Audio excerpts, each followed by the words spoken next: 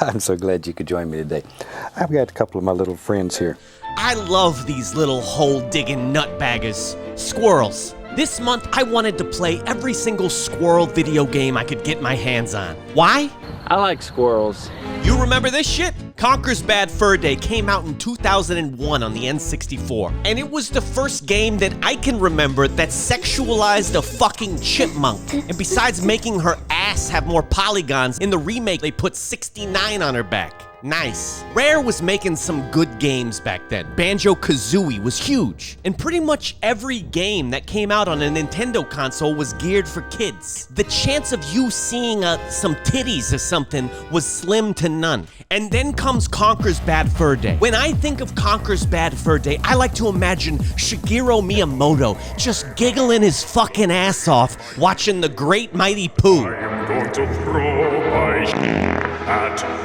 Nintendo consoles were just wholesome, fun times. You watch a Japanese video game commercial and it puts a big smile on your face. Then you come over to America and I can almost see the cocaine in the room. Where are Kobe's moves? Kobe's moves are mine! Goofy, suave-ass James Bond GoldenEye commercial. GoldenEye! Then come on over to America and we put Jehu out in the fucking desert with a snowboarding game? Crazy things. This is what happens when you let white people spend money. Now, this is an actual commercial for Conker's Bad Fur Day. This is the same marketing team that made Playboy bunnies go to frat houses to promote the game. Can you imagine asking your grandma for Conker's Bad Fur Day and she writes it down on a little note and puts it in her purse, and then late at night she sits down in a big old chair and this comes on? I know you like that.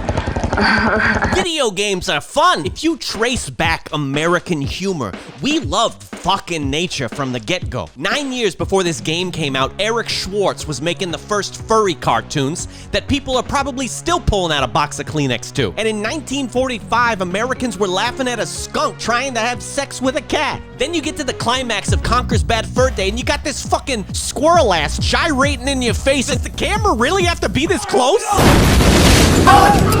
4 out of 5 stars. Squirrel fact: daddy squirrels chew the testicles off the babies they don't like. He chews them off.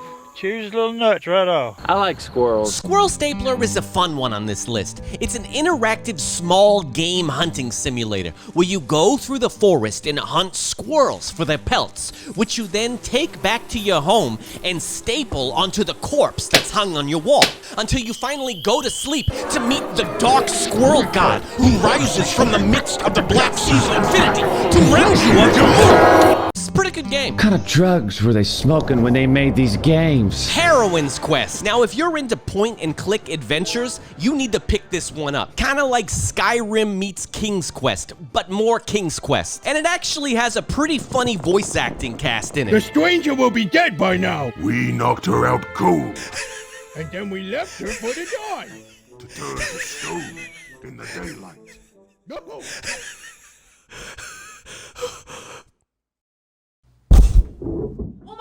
I was playing squirrel games for 7 hours straight, and this is the best one yet. This gollum-ass nutbagger sounds like Fran Drescher's The Nanny. Gaze upon my visage and tremble!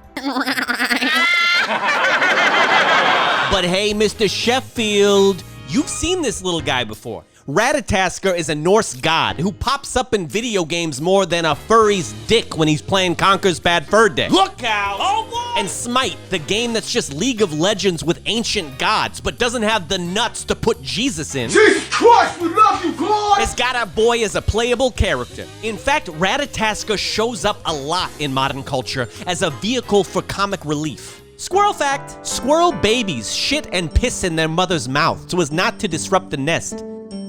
Does that say Mr. Nutz? I gotta tell you, I am loving Mr. Nutz. Inventive platforming, interesting character design. Holy shit, the bosses. This shit makes Sephiroth look like a member of My Chemical Romance. But sadly, we never see Mr. Nutz again. Our hero sits in the dark annals of our collective consciousness, growing dust until finally, hopefully, someday, he can return. God damn, this shit sucked. Just another Sonic clone. I mean, you had fucking Zero the Kamikaze Squirrel. Now that was a good one. Squirrel fact: when I was 13, I wanted to be a squirrel.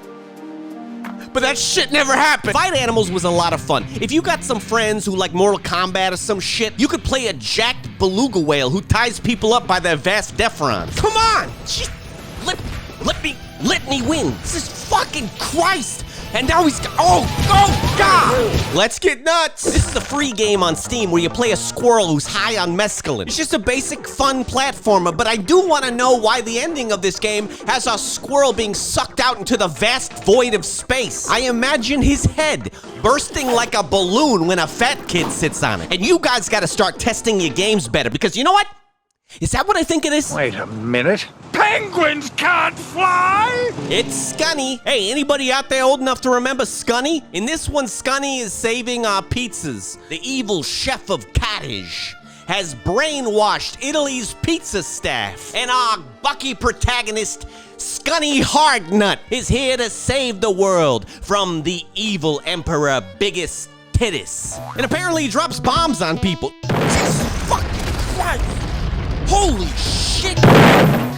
This Elmer Fudd-ass sounding sugar glider is just killing the entire population of Rome with abandon. Squirrel fact, contrary to popular belief, squirrels don't actually land like superheroes. That was just a clever marketing ploy by Disney to get you to watch their fucking movie. Nutz! Now this game is out on Steam right now. It came out earlier this month. And I want to do a bit of a signal drop on this one because it's the best one I've played. The music, the atmosphere, the style, I loved every part of it. And the best part is, you can just take pictures of squirrels and hang them on the wall. How about you come over here and just take a look at some of my pictures? Yeah, I just like taking pictures is all.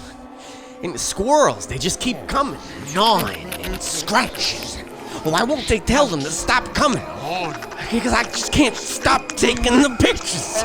I just can't stop taking the pictures. I like squirrels. I got to show you my little squirrels again. That's two little boy squirrels. You know, in one of the earlier series, I showed you these little rascals when they were tiny little babies. They look like drowned rats, but aren't those the cutest little devils? And here just recently, we turned them loose. And they moved far, far away from home. There's a big tree that hangs right over my back door. There they are. They're my friends. I really like these little rascals. Don't forget to subscribe, you bastards.